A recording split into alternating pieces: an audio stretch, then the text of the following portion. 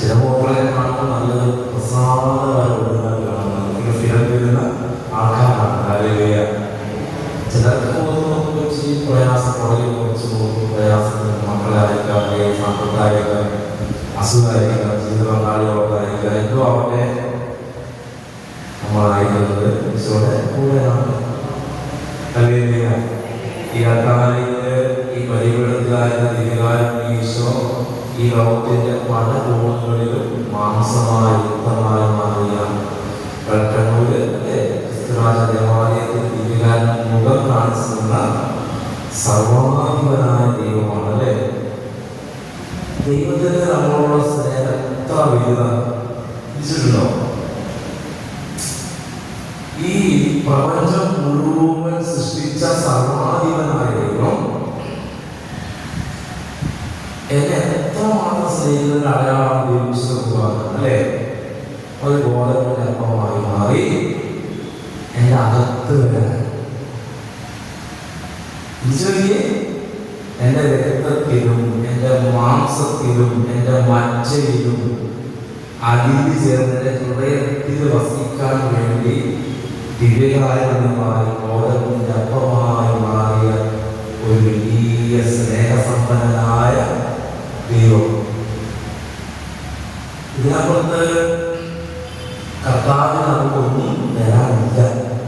സത്യല്ലേ? നമുക്ക് നിത്യജീവൻ നൽകാൻ വേണ്ടിയാണ് ഈശോ ബോധപൂർവമായിട്ട് പറയാം. സുവിശേഷത്തിന്റെ 6-ാമത് കയ്യില് വിശുദ്ധ ബൈബിൾ എടുക്കണം. നമ്മൾ എപ്പോഴും വേണ്ട കാര്യമാണ് വിശുദ്ധ ഭാഷണം. സാത്താനെ പരാജയപ്പെടുത്തുവാനുള്ള ആയുധം ദൈവത്തിന്റെ വചനമാണ്. നിങ്ങളുടെ മൊബൈൽ ഫോണിൽ POC ബൈബിൾ എടുക്കാം. കയ്യില് നമ്മൾ സാധിക്കുവാണെങ്കിൽ പോക്കറ്റ് ബൈബിളൊക്കെ എടുത്ത് നടക്കുമ്പോൾ നല്ലതായിരുന്നു.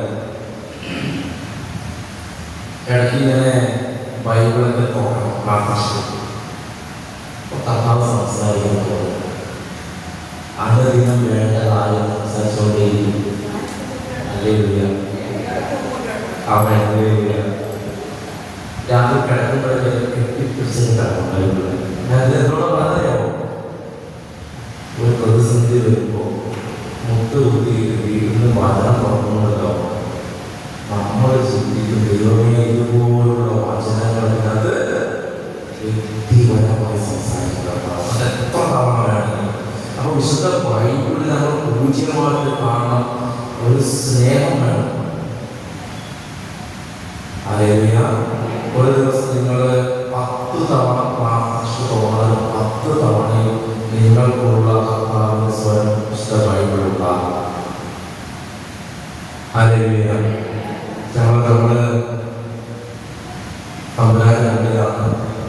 കർത്താവ് നമ്മളോട് ചെയ്യുന്ന ഒരേ ഒരു ഡിമാൻഡ്, നിനക്ക് ആത്മാവ് നിറയണം, അഭിഷേകം വേണം, നിന്റെ പ്രശ്നങ്ങൾ മാറണം, ദൈവ സാന്നിധ്യം വേണം.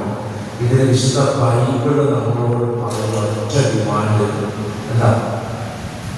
നീ വിശുദ്ധിയിലേക്ക് വരണം. ഹല്ലേലൂയ.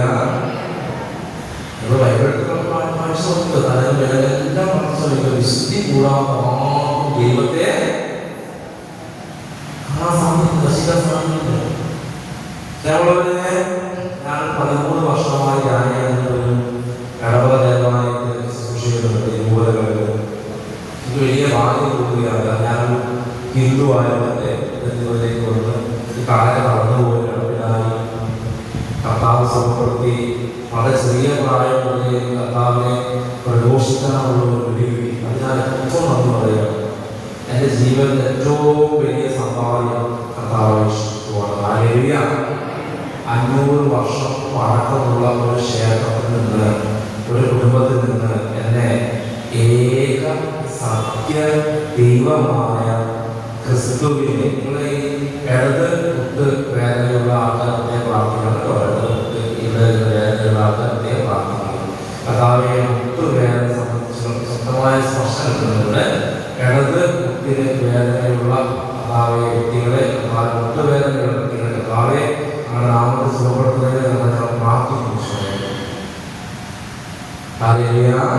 ഹല്ലേലൂയ. ഹല്ലേലൂയ.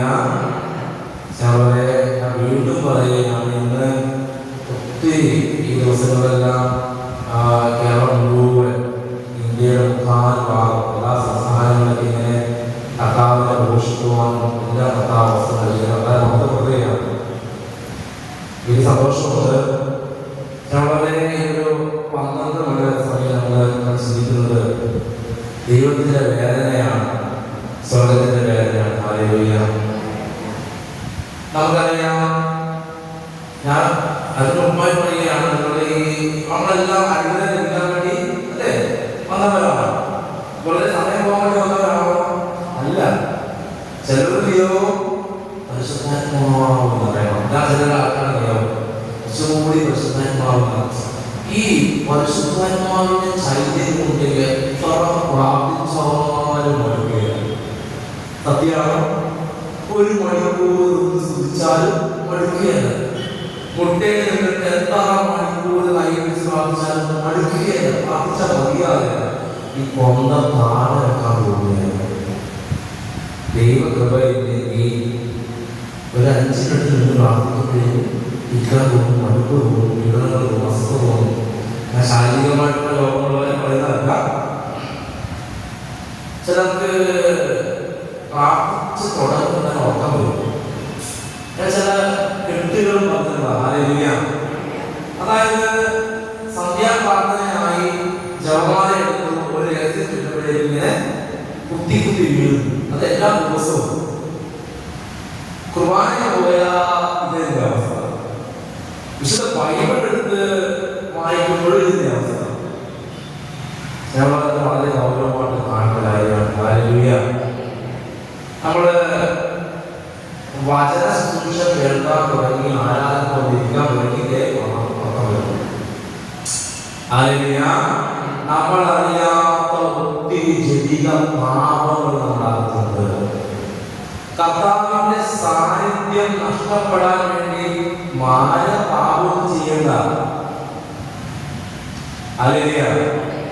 ഒരു ക്രിസ്ത്യാനിയുടെ ഏറ്റവും വലിയ ഭാഗ്യം എന്ന് പറയുന്നത് കർത്താവുമായിട്ട് എപ്പോഴും കണക്റ്റഡ് ആയിരിക്കണം. നടക്കുമ്പോഴും ഇരിക്കുമ്പോഴും കിടക്കുമ്പോഴും യാത്ര ചെയ്യുമ്പോഴും ഭക്ഷണം കഴിക്കുമ്പോഴൊക്കെ എൻ്റെ കർത്താവിനെ തിളച്ചുകൊണ്ടേയിരിക്കണം. ഇതാണ് ആത്മാവിനുള്ള ആരാധന. ഹല്ലേലൂയ.